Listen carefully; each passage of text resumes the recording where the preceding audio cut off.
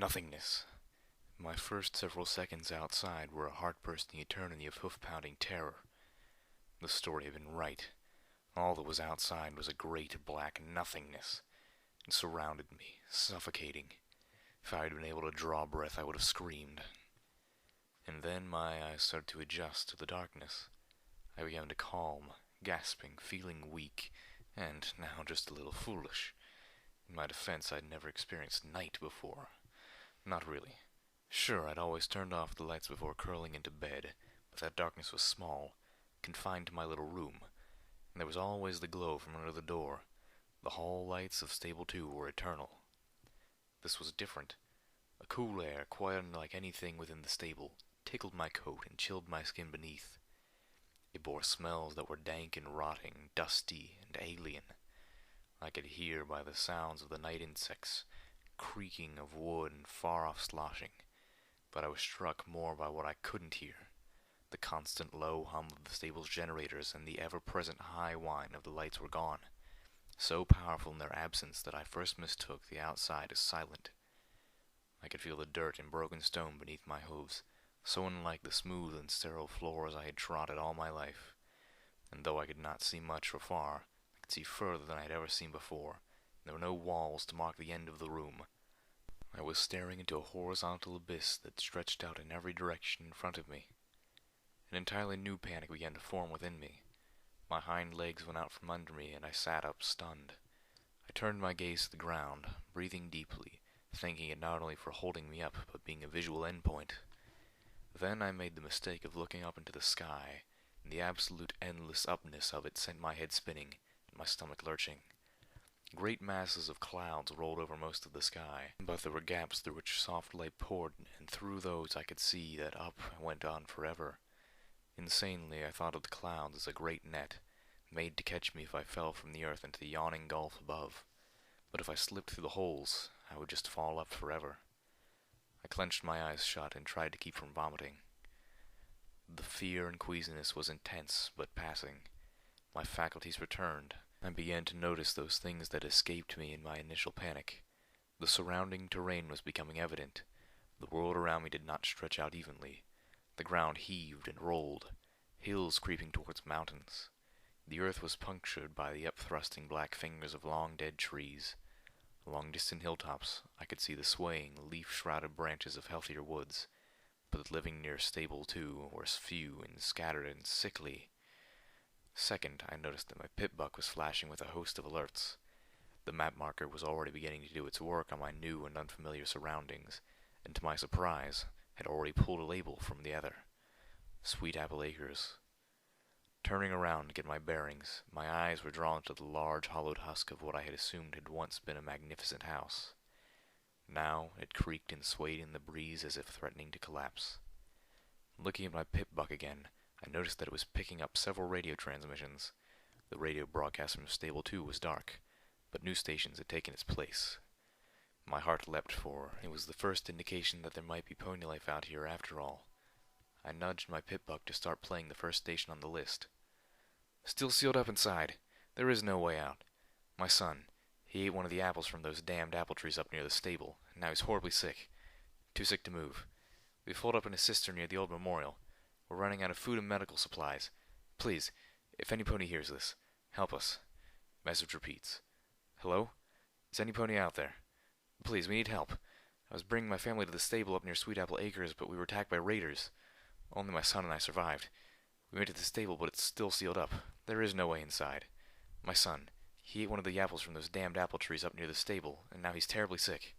Too sick to move. We've holed up in the cistern near the memorial. We're running out of food and medical supplies. Please, if any pony hears this, help us. Message repeats. Hello. A voice was filled with a terrible resignation, as if the pony had already given up hope and was just going through the motions. Shaken, I turned it off. I didn't think I could bear to hear it again. That is when I noticed the soft ticking from my pip-buck. Checking it over, I discovered that its radiation detector, a feature I had never known to get used to, had self-activated. The cute little rainbow dial had always been planted firmly in the green. It was still there, but edging discreetly towards the yellow. I couldn't just stand here beside what had long, long ago been the door to a simple apple cellar for the rest of my life. Well, I could, but it would be a relatively short and miserable life. Realization was dawning on me. With so many directions to go, what was the likelihood that I would choose the path that Velvet Remedy had followed? Even though she'd only had a few hours head start, the prospect of finding her was bleak. But I had to start somewhere, and the best chance I had was to get up high and have a look around. The ruins near me rose higher than any of the nearby trees. The sheared-off roof of its upper tower probably had the best vantage point I could hope for. I closed my eyes, steadied myself, and went inside. What was left of the Sweet Apple Acres building proved sturdier than it looked or sounded. It was also almost barren. Anything of value that had survived had been looted, leaving only scraps that nobody wanted but that time itself seemed unable to erase. Rusted shoes, boxes of soaps for cleaning dresses that no longer existed, a pitchfork with a shattered handle, a rake. I began up the stairs. My eyes were alerted to a feeble glow, the soft green color of a poisoned apple bathing the room above. The glow came from the screen of an old terminal, a device of arcane science identical to the ones used throughout Stable 2. It seemed miraculous that this one still worked after centuries on the outside. When Stable-Tech built something, they built it to last. Curiosity lured me in, and my wonder was quickly replaced with understanding. It was no coincidence that this particular terminal was live, for it was on a fresh message. To any pony that had left Stable 2 in search of me, "Please go home. I am doing what I have to do. The Overmare understands, even if she can never agree, and I hope one day you will too. I will not be back.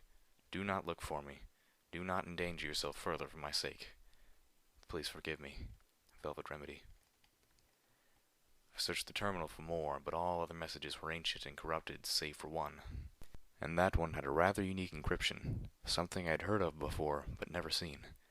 A binary encryption, such that in order to decrypt it, I would first have to download the message into my PipBuck from both the terminal which had been used to send it, and the one upon which it was received. Having nothing better to do with the vast amounts of storage my PipBuck was capable of, I downloaded it. In reality, I knew that the chances that I would ever come across the companion terminal, much less that it would be functional, were overwhelmingly against me, nor did I have any reason to believe a message centuries old would be of any significance. More importantly, I now had to face that outside was my home. Even if I found Velvet Remedy, it was unlikely that she would accompany me back. I'll admit, I had been subtly entertaining a fantasy where the Overmare would be so delighted with Velvet's return that she would embrace us both back into the herd, maybe even throw me a party. Now, I was forced to admit how foolish that vision was. Thinking upon this made my head fill with black clouds, but as I reached the top of the ruins and looked out over the wasteland, a bright light, feeble as it was, flickered in the darkness, just as the light from the campfire not half an hour's trot distant poked an orange hole in the night. As I approached the circle of firelight, I knew something was off. Something about the way the dusty beige unicorn was laying on the mat of straw, legs curled up under him. Some tenseness in his body language. But it wasn't until I stepped into the light and got a good look, a warm hello dying on my lips, when I saw he was gagged, and caught the glint of the flames against a few exposed links in the chain binding his hooves. "Well, looky here. Walked up all nice and pleasant, didn't she?"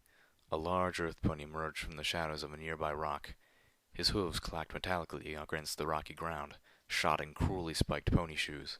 Two more ponies slid out of hiding on opposite sides. One another earth pony holding a shovel whose blade had been lethally sharpened. The other a unicorn, whose glowing horn levitated towards me, a short instrument of wood and metal with two barrels. Each pony wore barding made of thick hide. Much like night, I had never seen a firearm before, save for the pictures in my books. But those books were more than explicit enough for me to recognize the mortal threat. The bound unicorn on the mat shook his head with a sad yet derisive look, and began trying to scrape the gag away with his forehoof, no longer making effort to keep the chains secret. The three ponies menacing me spared him only the occasional glance. "Might as well trust herself up for us," the gun-wielding unicorn snickered. Then, addressing me, "You wouldn't mind, would you?" Laughter. "And another unicorn, too. She'll fetch a pretty price, this one." Fetch a price for what? And from whom? The one holding the shovel spear in his mouth mumbled something incomprehensible. Then, apparently deciding the gun was sufficient to turn, spat out his weapon and reiterated, Look at her. I think she's taking a bath." I was suddenly bizarrely aware of how filthy all four of the ponies were, and how foul they smelled. I managed to cover a gag with a sneeze. "What's going on?" I asked. With the emotions battling for supremacy in my head, confusion had clawed its way to victory. The captive unicorn finally succeeded in pulling the filthy gag free. "They're slavers, you idiot!" Monterey Jack, the dirty beige unicorn with the dour expression and a cutie mark that looked like cheese, followed behind me as we trudged alongside our captors, walking a broken path that once was a road. My legs were in chains, making walking difficult, and anything more speedy than a trot impossible. My pip bucket stymied the slavers' efforts to bind my forelegs, eventually forcing them to chain me above the knees. Had the one with the shovel spear not been holding its point dangerously against my throat, the other two would have gotten a few hoofs to tender places for their efforts. As it was, they made short work of me.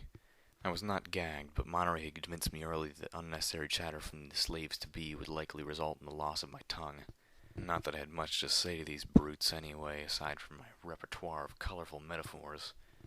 I didn't expect they would answer my questions even if my tongue should survive the asking, and they were being chatty enough with each other to suffice. "Hey there, grumbled the earth pony through the spear clenched in his teeth. "Well then, would you just learn to swim? We could take the long way, couldn't we?" suggested the unicorn with poisoned sweetness. "Hey, Fluffy." By his smell, decidedly more pungent than the others, I guess he hated water in general. "How about you stop complaining and I'll let you sample one of the slaves before we get to the forest?" Their leader, the earth pony named Cracker with the spiked shoes, and a cutie mark that looked suspiciously like a whip. Or maybe a snake?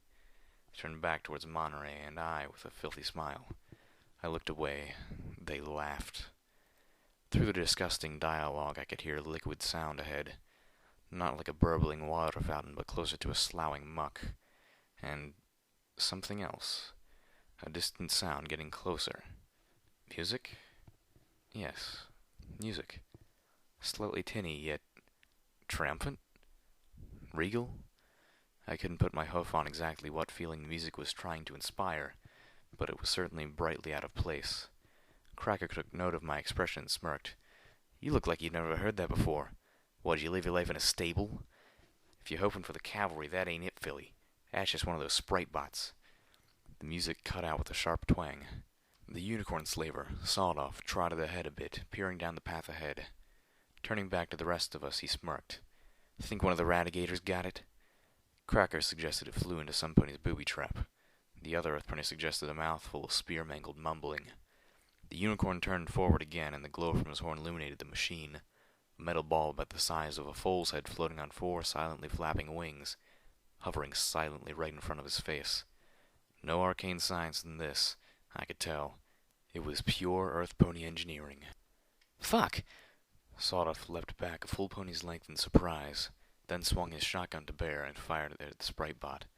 The sound was like a metal plate falling from the ceiling, and it echoed through the night-darkened hills. Sparks specked the metal ball as it was peppered with scattershot. It let out an electric whine and darted into the darkness. The unicorn almost took off after it, but Cracker's voice cut the distance between them. "That's enough, Sawed-Off. Save your ammo." Damn it, I hate when they pull that stealthy shit. It's a flying fucking radio. It's not supposed to sneak up on ponies. My ears were burning from the free flow of crude profanity, but I didn't mind. I was mulling over what I had just seen. "Idiot," muttered Monterey Jack under his breath. They heard it all the way from Bonyville. Unlike my fellow slave, I was pleased to have witnessed the unicorn firing his weapon, because now I knew how it worked. "What kind of a damn fool," Monterey grumbled, "announces his presence this close to raider territory?" A river slithered across our path, its waters slipping and oozing along its banks, half stagnant. The water lapped and sucked at the supports of a bridge, making the wet sounds I had been hearing. Beyond the bridge lurked the shattered remains of a pre-war town. The bridge was a maze of barricades. Dark shadows of ponies moved about it. Briefly I may have made the mistake of hoping for rescue, but my eyes were drawn to the spiked poles that lined the bridge and the still rotting heads of decapitated ponies that adorned 2 of them. I tasted bile. The sight was horrific. "'Kay, just stay here," Cracker said, finally putting a name to the spear-wielding slaver pony. "Sawed-Off, let's go hear what the toll is this time." Monterey Jack lowered his head and looked balefully towards the bridge. I moved closer to him, following his example, and hoping that I positioned myself so Cager couldn't see the faint glow from my horn as I slipped my screwdriver and bobby pin from my stable utility barding. Like all the slaver's equipment, the manacles on my legs were crude and of low quality. As Cracker and the sawed-off argued with the bridge ponies, I focused on picking the first lock. I was rewarded with a soft click as it sprung open, releasing my pip-buck foreleg. The manacle fell to the ground with a light thump. Huh? Cage's ears had shot up, and now he moved around to see me. Swiftly I cut the magic, dropping the screwdriver and bobby pin to the dirt, and hoped that in the darkness the slaver couldn't see the change in my chains. Woof woof woof woof. Cagey growled dangerously. The nasty sharp edge of the shovel hovered inches from my eyes. Blam! Cagey turned abruptly, the spear shovel slashing close enough to my face that I shrieked. The gunshot was from the bridge. It didn't sound like sawed-off shotgun, but the second shot did. I took Cagey a breath to recognize that crossing the bridge had become a bloody affair. Glowering back at us, his posture threatening, he started to say something. I suspected he was warning us to stay put, but I don't know. His head exploded, showering me with gore. I sat there, eyes wide, shaking in shock. Blood, warm and sticky, ran down my forehead and into my left eye, oozed into my coat and mane. In the growing list of things I had not seen before this night, the death of another pony ranked at the top. I blinked, feeling the blood on my eyelid. Cagey was dead, and I had Cagey all over me. The urge to throw myself into the river was overwhelming, but I wouldn't get to it like this. Pushed by something more than determination now, my horn once again glowed, and I began to unlock the rest of my manacles. I spread a glance towards the bridge, seeing Sawed-Off hunkering down beside one of the barricades as he magically pulled his shotgun open, stuffing in more ammo. 2 shots, I realized. One at the Spritebot and one just now. 2 shots and then reload. Closing the weapon, he levitated above the barricade and shot blindly into the violent milieu, spraying an already wounded raider pony with scattershot. The pony staggered and fell. Unfortunately for Sawed-Off, the raider behind him had a different kind of shotgun, one that was faster and not limited to 2 shots, that fired slugs which tore great holes in the unicorn slaver's body the moment he looked up to see the results of his effort. I turned away, cringing from the nightmare playing out before me. I focused on the locks. I had freed myself and was beginning to free Monterey when 2 raider ponies trotted off the bridge towards us, stepping over the battle-mutilated corpses of Cracker, Sawed-Off, and the raiders they had taken down with them. One of those approaching was the unicorn raider wielding the devastating combat shotgun, the other an earth pony with a sledgehammer in his teeth. The unicorn was laughing, not the mean laugh of Cracker, but a crazed laugh that sent chills down the back of my neck. Looks like we got ourselves some prizes. The earth pony chortled behind the sledgehammer as the unicorn looked us over appraisingly. The 2 of them were somehow even filthier than the slavers. The unicorn bore jagged scars across her face and flank, one of them tearing through her cutie mark, several freshly bleeding. The earth pony was hairless and painfully burned over much of her left side. Both wore barding that looked ragged and cobbled together. Help us? I suggested weakly. Oh, I'll help myself to you all right. The unicorn reared up and gave me a kick, her hoof striking hard into my side. Pain exploded and I dropped, gasping. Rearing up again, she brought her full weight down on me. I howled. Near me, Monterey let out a wet grunt of pain as the earth pony gave him a taste of her sledgehammer. Leaving me crying in a huddle, the unicorn also turned her attention to still-chained Monterey. In moments, it became clear they intended to beat and bludgeon him until he was another lifeless corpse, and probably not stop then. Hold his leg out. I want to shoot his hooves off. The unicorn raider floated the combat shotgun, a foot from Monterey's splayed left hind leg, the only one I had freed from its manacle. Ignoring the pain, I leapt up, closing the distance and spinning as I gave a fierce back kick. My hooves connected with the shotgun, sending it flying. It clattered onto the bridge beyond. A moment later, I was levitating the shovel spear at the 2 raider ponies who stood facing me with gleeful expressions. 2 against 1, and both of them were experienced fighters. The one with the sledgehammer stepped closer, as if eager to see if hammer beats knife. Monterey was on her in an instant, throwing his forelegs over her head, pulling the chain between them across her neck. The sledgehammer fell from her mouth as the raider pony choked. The unicorn turned, surprised by the sudden change in odds. I could have attacked her then, but threatening a pony is much different than actually attacking one. I wasn't sure I had it in me to slash at another pony, to draw blood, to maim, or possibly kill. The unicorn kicked up the fallen sledgehammer and turned to face me with it, murder in her eyes. Then suddenly, I found it easy to thrust the shovel spear forward. I was no longer struggling with following through on a threat. This was survival. Self-preservation is instinctual. It clears away moral hesitations. And while I did not have the fighting skills of my opponent, I did have an advantage of my own. Sats. Aided by the targeting spell of my pip-buck, I sent the spear slashing across her knees, hobbling her. A second slash, this time across her face, relieved her of her weapon. The third would be a killing blow. Except, I wasn't ready to do that. Not yet. Instead, I swung the spear around, cracking her across the head with its handle hard enough to splinter the wood. The unicorn raider fell at my feet, unconscious. I looked up. Monterey was standing, chest heaving over the body of the earth pony raider, the life choked out of her. He was staring at me, quietly, then finally raised a forehoof, only for the chain to clank tight before he had it more than a few inches off the ground. Oh! I dropped the shovel spear. I turned on the light of my pip-buck and searched about for my screwdriver. I had lost the bobby pin. There was no chance of finding it in the dirt at night. But I had more. Once we were both free, Monterey limped slowly over to the bridge. A moment later, he returned, his horn glowing in a gentle beige. A sawed-off shotgun followed him. Before I could react, he aimed it at the head of the unconscious unicorn raider and fired. Her blood began to seep across the ground towards my hooves.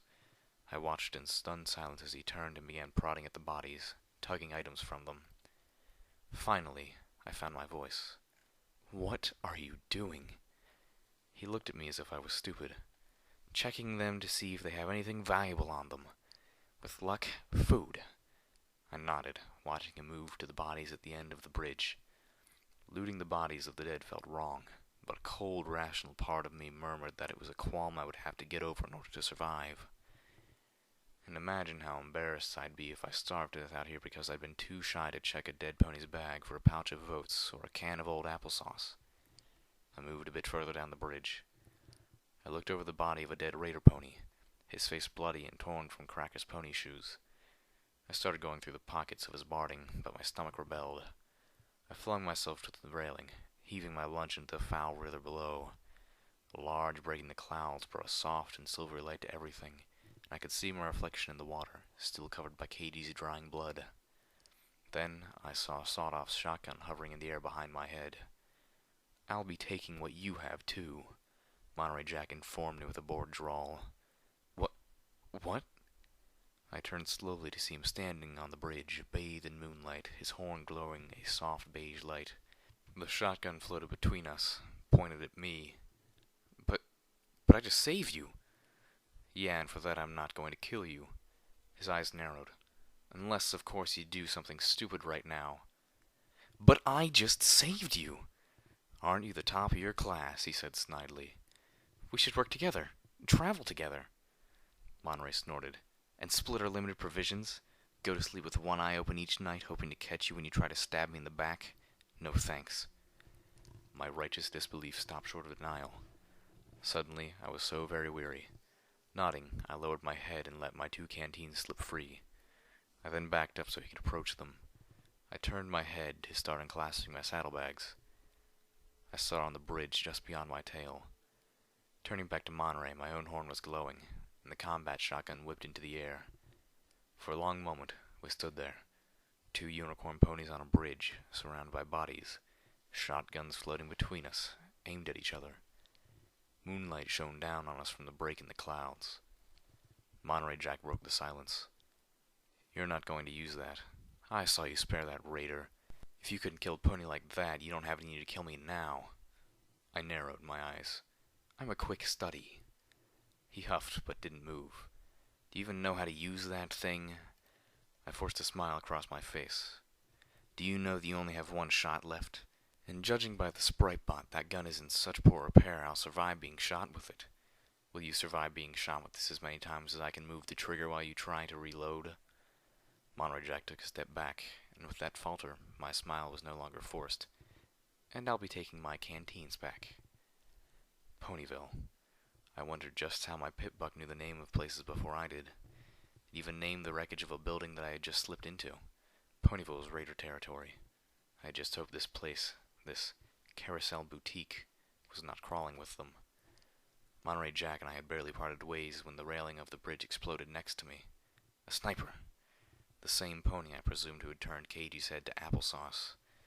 I fled into the town, keeping to what cover there was. Few of the buildings were intact enough to hide in. This was the closest. Fortunately, I was alone. I waited nearly an hour, curled up in a shadow near the door, but the sniper pony seemed uninspired to follow me. No, she or he could just wait until I came out. Fatigue washed over me.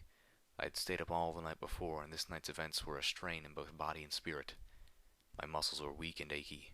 My body hurt from the kicks I had taken. I felt emotionally played out. I needed sleep. Sleeping here was probably a horrible idea. If I woke up at all, it could be in the hooves of slavers, raiders, or possibly worse. But going back outside, find some place better, just was not on the table. I was in no shape to test my wits against the sniper pony again.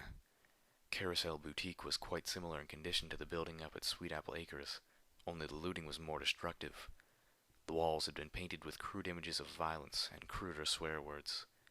A pile of torn-up cloth rotted in the corner, smelling foul, like ponies had urinated on it repeatedly. There were 2 beds, one of which was stained deeply with blood, and probably more vile things.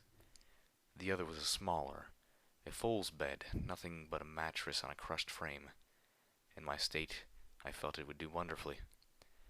The Carousel Boutique offered 2 more treasures, a locked chest and another terminal identical to the one at Sweet Apple Acres. This one, too, was still functional, again to my surprise. It was locked. Slipping out my axe as a tool, I went to work. These terminals were crafted by some of the same ponies who later made the pit-bucks, and the encryptions and locks were similar enough that my tools allowed me to get partway through the security. What remained was a puzzle, finding the password within the strands of code that my access tool laid bare. In my fried mental state, it was probably a small miracle that I was able to parse the code and find the password. Nor, possibly not, the password was Apple. I laughed aloud, catching myself when I heard the volume of my own voice in the stillness of the decrepit bouquet, as I realized that, beyond all realistic chance, this was the computer that the message had been sent to. With an unwarranted feeling of accomplishment, I downloaded it, and let my pit-buck do the rest. Age had damaged the recording, but there was enough audible for me to recognize that same female voice, kinda sweet and with an odd accent that had many hours before revealed to me the code that led me out of my old life into this new, horrible one. Special instructions for Stable 2. That's my family down there. Until the poison is gone from up here, that door doesn't open for any pony. The voice faded in and out of static. Know you hate this, Sweetie Belle, but you're an overmare now. The overmare of the most important stable in all of Equestria. I need you to do this for me. To keep them safe. Best friends forever, remember? The sound file died down with a whimper. I had been right. There was really no value in a 2-century-old message. I left the chest for morning, curled up, and went to sleep.